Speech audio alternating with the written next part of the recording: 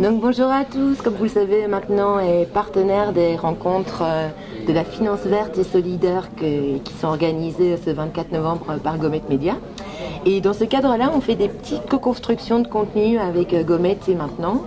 Et j'ai assisté tout à l'heure à une conférence très intéressante qui portait sur les nouveaux outils de la finance verte et solidaire, où j'ai découvert en fait Julie Sans Souci, qui représente l'ONG Reclaim France. Bonsoir.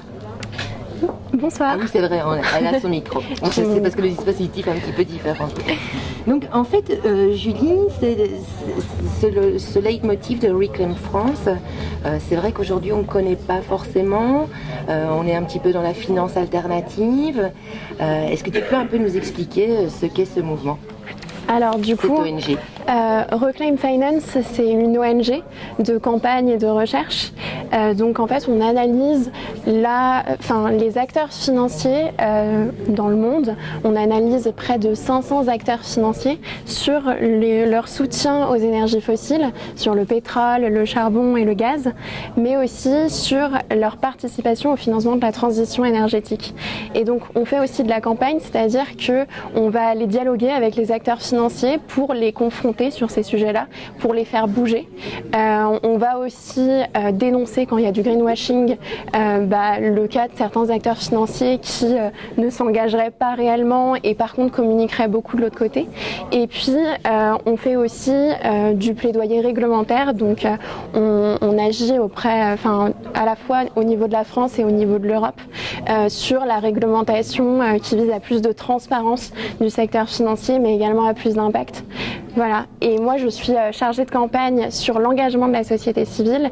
Et ça, c'est notre troisième pilier, c'est-à-dire qu'on s'adresse aussi à la société civile, aux particuliers, aux entreprises, aux salariés, sur en fait comment ils peuvent utiliser le levier financier pour eux aussi mettre la finance au service du climat. Alors on est vraiment, tu l'as dit, on est dans une sorte de mode de financement qui est de l'ordre presque militantiste. On n'est pas juste dans le fait de dénoncer quelque chose. Tu disais, on intervient pour sommer les entreprises, les organisations à avoir des modes de financement plus durables, plus responsables, jusqu'à dénoncer. Alors comment ça se passe cette dénonciation ? Est-ce que tu peux donner un cas concret ? Oui, tout à fait. En fait, ce qu'on va faire très concrètement, c'est que on est une ONG de 40 salariés.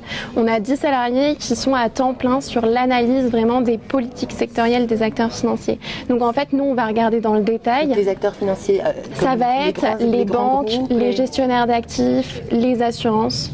Et donc, on va regarder les politiques sectorielles de ces acteurs. On va regarder les critères qu'ils ont mis dans leur politique sectorielle. Donc c'est un peu geek, un peu technique, mais du coup ça va nous permettre en fait de faire la différence entre un acteur qui est réellement engagé et un acteur qui ne l'est pas. On va regarder par exemple, les critères qui peuvent apparaître comme des signes de validité sur lesquels on peut se dire bon oui vraiment cette entreprise, cette organisation, ce grand groupe il est engagé sérieusement, ou ceux qui au contraire s'inscrivent clairement dans le greenwashing. Merci pour ta question. Du coup, si on prend par exemple les banques, on peut regarder un critère qui est très précis, qui est celui du financement de la banque à des projets, des nouveaux projets fossiles. Aujourd'hui, les nouveaux projets fossiles, c'est des projets qui sont incompatibles avec la limitation du réchauffement climatique à 1,5 degré. Et il y a des banques aujourd'hui qui continuent à financer ces projets. Il y a aussi des banques qui vont dire en fait nous on ne finance pas ces projets, mais par contre on finance encore les entreprises qui développent ces projets. Donc c'est un peu contradictoire et donc nous on fait cette différence là, c'est-à-dire que par exemple c'était cette année BNP Paribas s'était engagé justement à arrêter de financer les projets d'énergie fossile. On se dit c'est très bien, mais en même temps ça représente que 5% de ces financements là. Nous on aimerait voir BNP Paribas s'engager sur l'arrêt des financements donnés aux entreprises qui développent des nouveaux projets. Donc ça serait le step d'après et du coup on met ça en avant. Les Amis de la Terre d'ailleurs ont mené des campagnes très récemment pour dénoncer en fait le financement des grands groupes bancaires encore au profit des énergies fossiles. Je crois d'ailleurs que votre structure est affiliée aux Amis de la Terre, si je ne m'abuse.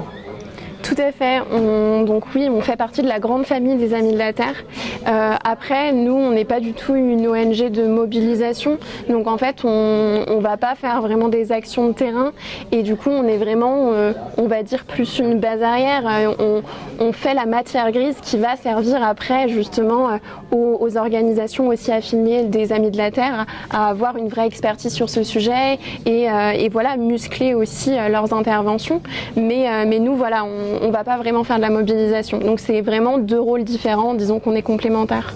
Alors là, tu as bien expliqué le volet, on observe les critères des grands groupes, des assurances, voir s'ils s'inscrivent vraiment dans des logiques d'évolution, de changement, de transformation de leur modèle, ou si au contraire c'est du greenwashing.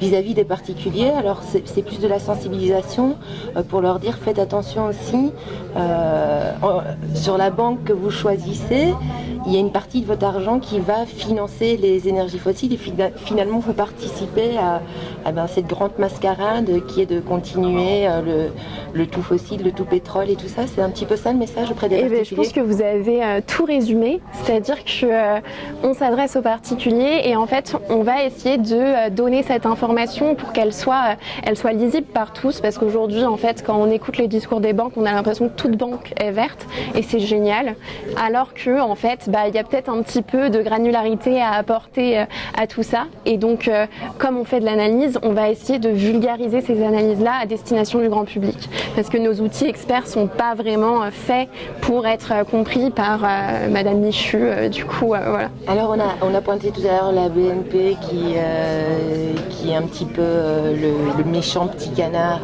en la matière. Est-ce qu'il y a au contraire des banques exemplaires? Oui, oui, il en existe et du coup heureusement aujourd'hui, vous pouvez retrouver ça sur le site internet du coup change-2-banque.org qui va justement mentionner toutes les analyses vulgarisées des acteurs bancaires, mais vous allez retrouver Crédit Coopératif, Crédit Mutuel Arkea, vous allez aussi retrouver la Banque Postale qui fait partie de ces banques qui s'engagent à ne plus financer, que ça soit directement ou indirectement, l'expansion fossile.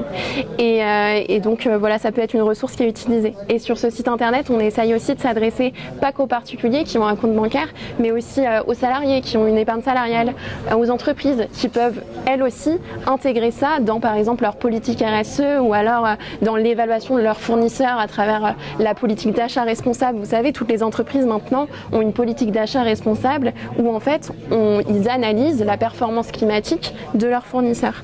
Mais ce qu'on aperçoit en fait, c'est que l'angle financier, il est toujours, c'est l'angle mort. C'est-à-dire qu'on ne va jamais évaluer l'impact climatique de sa banque quand on est une entreprise ou de son assureur, même quand on est un particulier, mais encore plus dans le cas d'une entreprise. Voilà. Alors que l'impact est conséquent. Donc du coup, c'est vrai que moi j'avais réalisé un papier sur ces nouveaux types de banques alternatives qui émergent, et peut-être que vous connaissez Green Goats. Ouais, tout à fait. Dont l'un des fondateurs est du territoire puisqu'il est de Istres, et c'est à cette occasion qu'on l'avait mis. Vous êtes beaucoup en fait dans le secteur à œuvrer à cette sensibilisation. Je veux dire, est-ce que Reclaim France est tout seul dans son coin, ou vous êtes quand même un agglomérat d'acteurs en fait à sensibiliser? Alors on n'est pas tout seul, et heureusement, parce que sinon on n'arriverait pas à avancer. Il y a plein d'autres acteurs qui participent à ce mouvement-là, et on a obtenu d'ailleurs une grosse victoire récemment sur les fonds qui sont labellisés ISR, Investissement Socialement Responsable, où on a fait un effort de plaidoyer immense vis-à-vis du gouvernement. Et là en fait il y avait énormément d'organisations derrière nous. Il y avait notamment le FIR qui était là aujourd'hui, qui nous a soutenus dans cette démarche-là. Et en fait, ça a permis, cette pression collective a permis en fait de faire exclure les développeurs fossiles, les entreprises qui développent des nouveaux projets fossiles, de ces fonds labellisés ISR. Et c'est vraiment une bonne nouvelle, parce que c'était un label vert qui était identifié comme un label vert pour beaucoup de particuliers, et en fait qui manquait énormément de transparence et d'impact. Et il y avait beaucoup d'épargnants, moi la première, qui pensais au départ, avant de rentrer chez Reclaim Finance, que je pouvais faire confiance à ce label et que c'était un peu comme le label bio des aliments, on va dire. Là, c'était un label de confiance pour investir dans un fonds. Et en fait, pas du tout, parce que derrière ce label, j'investissais dans des entreprises du fossile, type Total Energy, Shell, BP, etc. Et donc là, ça sera plus possible. Normalement, c'est mi-2024 que ça s'applique. Et du coup, on sera sûr, en investissant dans des fonds labellisés ISR, de ne pas contribuer à l'expansion fossile indirectement. Écoutez, merci Julie. Et comme quoi, en fait, choisir sa banque, c'est pas un geste anodin, c'est pas un choix anodin, et que c'est une façon aussi de se dire, soit je contribue parfois de façon inconsciente à financer la continuité du développement des énergies fossiles, soit je fais un choix conscient aussi en optant pour une banque plus responsable. Merci beaucoup. Merci beaucoup.